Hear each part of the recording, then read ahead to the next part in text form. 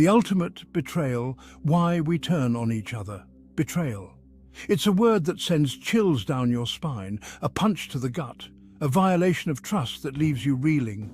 We've all experienced it. That moment when someone we trust, someone we rely on, stabs us in the back. But why? Why do people betray? Consider Fani Willis, the District Attorney of Fulton County, Georgia.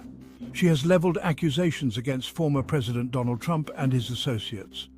Her actions have divided the nation, sparking outrage and accusations of political maneuvering. Some praise her courage. Others decry her actions as a betrayal of justice. What drove her? Was it a sense of duty or something darker? To understand, we must delve into the twisted psychology of betrayal. We must explore the dark corners of the human psyche. The masks we wear, unmasking the motives. Betrayal never happens in a vacuum. It's a complex cocktail of motivations, often buried deep within our subconscious. Ambition, fear, revenge. These are just a few of the demons whispering in our ears, urging us toward the precipice of betrayal. Are we inherently selfish, hardwired to prioritize our own needs above all else? Or are we products of our environment, molded by circumstance into making impossible choices? The answer, like most things in life, is far more complicated. It lies somewhere in the murky grey area between nature and nurture. To truly grasp the why behind betrayal, we must peel back the layers. We must examine the psychological mechanisms that allow us to rationalize our actions, even when those actions hurt others. Twisted logic, the mind of a betrayer. Enter cognitive dissonance. The mental discomfort we experience when our actions contradict our beliefs. It's a powerful force driving us to justify our behavior, even if it means twisting the narrative.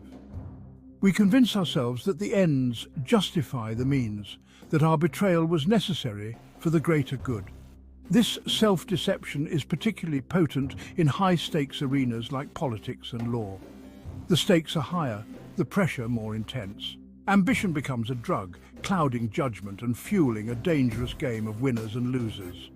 In this pressure cooker environment, betrayal can morph into a strategic tool, a means to an end.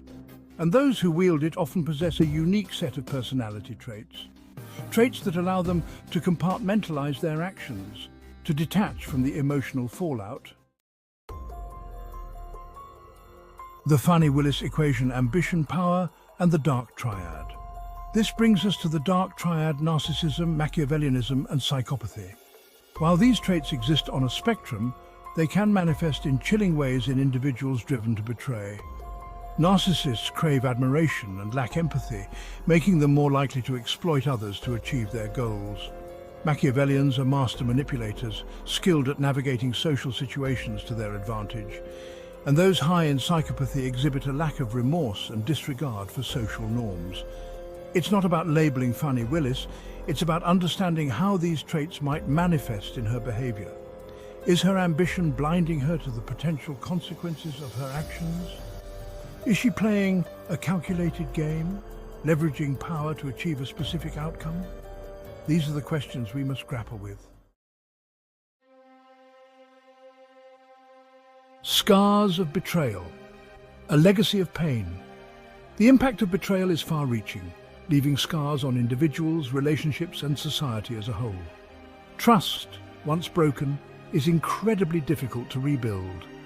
The emotional wounds can linger for years, shaping our future interactions and worldviews. In the public eye, betrayal erodes our faith in institutions and those in power. It creates a climate of cynicism and distrust, making it harder to address critical issues that demand collective action. Understanding the psychology of betrayal is not about condoning it. It's about shedding light on the complex interplay of factors that lead individuals down this destructive path. It's about fostering empathy and cultivating a greater awareness of the potential consequences of our actions. Because in the end, we are all capable of both great good and great harm. Join us next time as we continue to explore the complex dance between the mind and morality in the public sphere.